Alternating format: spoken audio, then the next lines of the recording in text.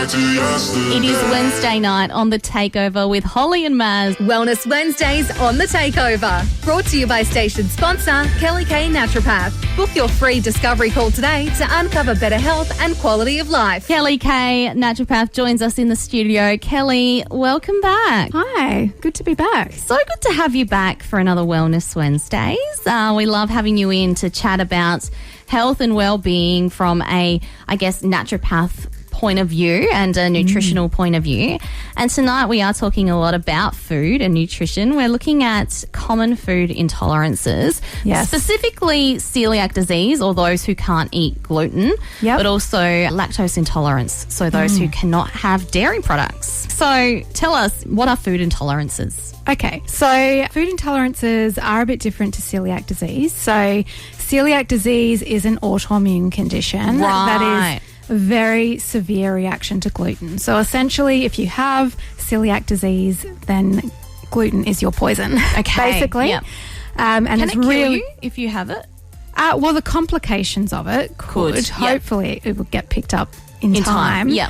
But really, because of the damage to the gut and the inflammation that comes with that, it can make people very, very sick, and it is far, far more serious than your typical gluten intolerance. Right. And, we're talking you can't share toasters, you can't share cooking utensils. Yeah. So be super careful. Very strict. Yeah, very strict, because the slightest amount of gluten can cause damage, basically. Yeah, wow. Yeah, which is a little bit different to a food intolerance. So a food intolerance is where the body is having trouble digesting a particular compound in a food.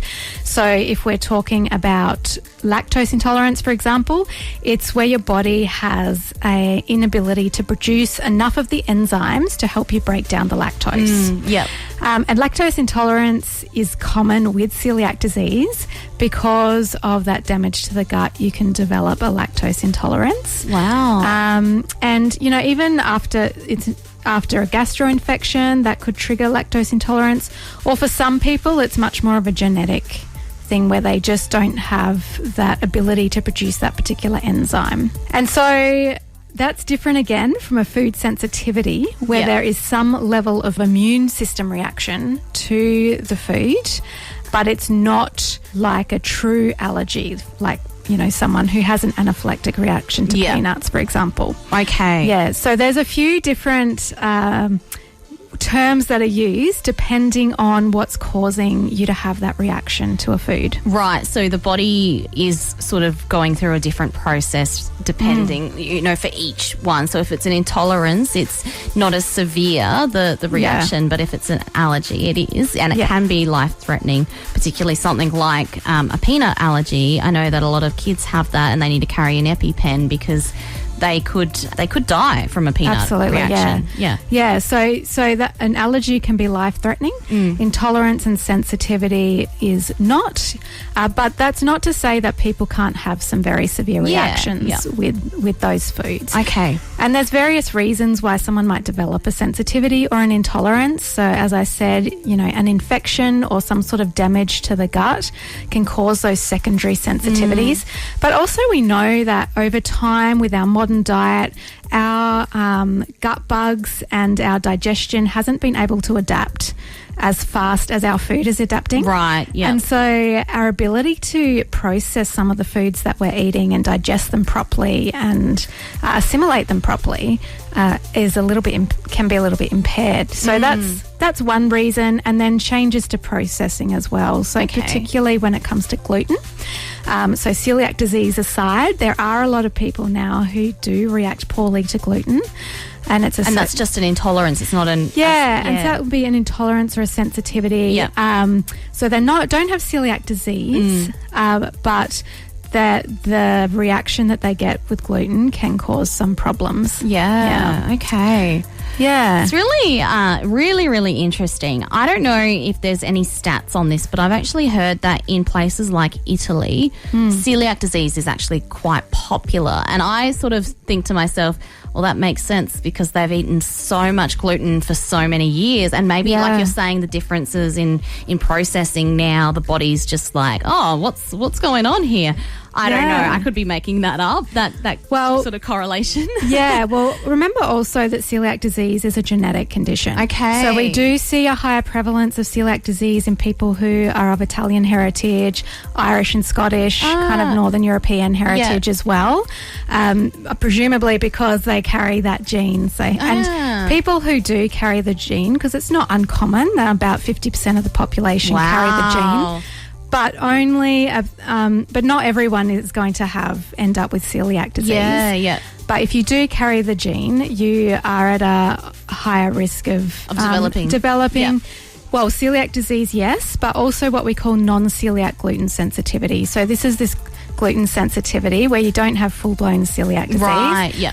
But you might be a little bit more sensitive to gluten. Okay. And I'm not sure about sort of in Italy, but, in Australia with the processing of the wheat and wheat varieties being modified to make them more drought resistant. Yes, means that they can be quite hard to digest. Okay. And there's also other components in wheat as well that people could be reacting to. So wheat contains fructans, which is a FODMAP. Yes, it is. It also has other proteins that people can react to. So it becomes quite a complex issue if it's not as easy as, you're reacting to lactose, or you've got celiac disease. It really becomes, a lot of trial and error and a lot of kind of trying to work out why someone might be reacting to certain foods. Okay. We'll take a quick break. When we come back, we're going to chat a little bit about what some of those reactions might actually look like. So maybe those initial red flags, for lack of a better term, when it comes to certain foods that our bodies are just like, oh, no, I don't think that's a good one for me. Intolerances, but also sensitivities as well. We're going to be chatting a bit more about that straight after this. You're with Kelli K, naturopath, on the takeover for Wellness Wednesday. You're listening to The Takeover with Kelli K, naturopath, for Wellness Wednesdays. Kelli, so good to have you back in the studio tonight. Thanks for having me again. It's so great to have you here discussing, I think, something that's so relevant to so many people. I don't know, do we have stats on how many people across Australia have a food intolerance? Well, not a food intolerance per se, but certainly with celiac disease, there are some significant stats. So 1 in 70 people have celiac disease. Yeah.